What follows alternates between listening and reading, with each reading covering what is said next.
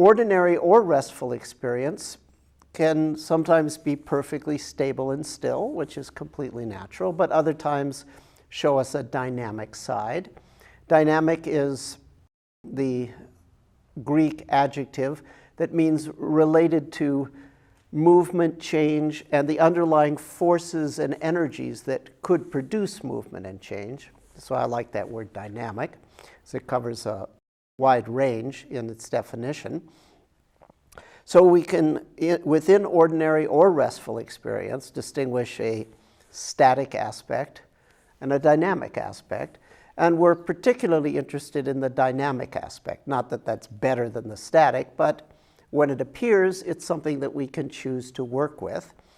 And its continuous side I call flow, and its more abrupt or discontinuous side I call gone or vanishing. In terms of working with change, you can focus on just the flow or just the vanishing.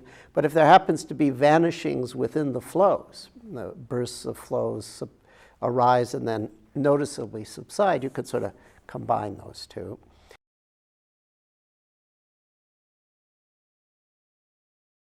Is that flow or is that just my heart beating? Okay. It's flow. Because anything where you can focus on the theme of changingness counts as flow.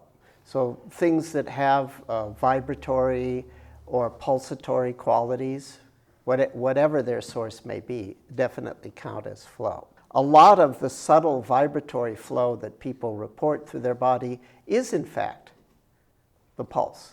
Well, it's the circulation of the blood through the vessels that causes those like vibratory sensations. And you can know that because if you like run or something like that, you get more of that stuff. So it doesn't matter if the sense of flow has been produced by some gross physical, something obviously material, physical in origin. It's not like there's that doesn't count as an instance of change because it's like, oh, just my heart beating kind of thing.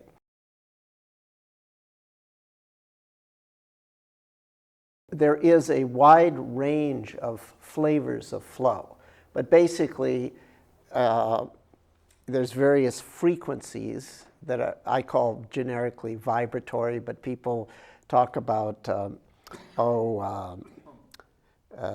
what are words people use? Bubbly, scintillating mist, twinkly, sparkly. What are some of the other ones for the sort of vibratory? Well, vibratory, I use that generically for all the frequencies, okay? Pulsation for the slower frequencies. So there's sort of generically stuff that seems like it's vibrating. Then there's stuff that seems more wavy, sort of lava lamp-like, seaweed in a tide pool, kind of streaming protoplasm, that kind of thing. And then there's spreading, collapsing, outward pressures, inward pressures, sense of scattering, sense of gathering, the expansive, contractive type flavors. All of the above count as flow. So it's a vast range of phenomena. And certainly an awareness of the heartbeat and an awareness of the blood making a sort of a vibratory flow throughout the body is definitely an instance of flow. How does T.S. Eliot put it? The dance along the artery, the circulation of the lymph is figured in the drift of stars. It's all part of nature's flow. As a general principle within the system, flow is just something, if it's there, you observe it. If it's not there, then it's not there. The static aspect is dominant.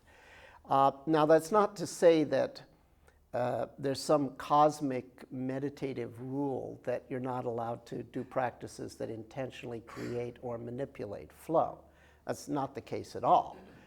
That's integral to a lot of Qigong exercises, Kundalini yoga exercises, and so forth. And it's completely valid practice. And if you want to do those practices and then get things going and with that, and then you go to a vipassana and you just observe, well, that's fine. But I wouldn't consider it part of vipassana, strictly speaking.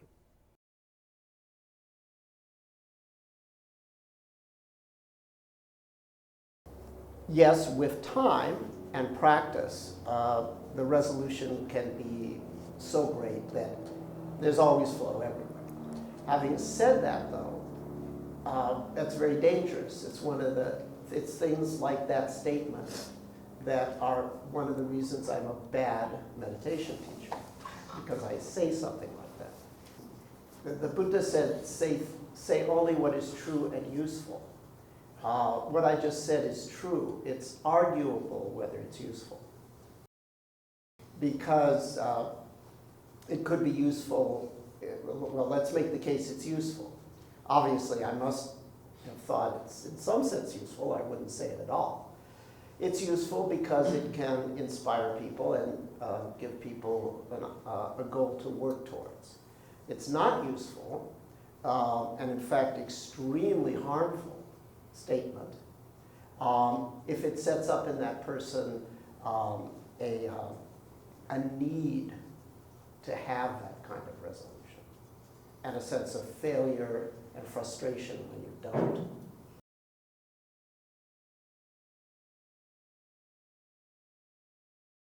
That's a general theme in working with flow. If you've got flow in one area, it will have a natural tendency to induce flow in other areas, and you could sort of, this is a little weird sounding, but so let's say you have flow in one domain and you have solidity over here. What the meditator can do is play the role of the shadchan. You don't know that word, but a shadchan is a Jewish marriage broker.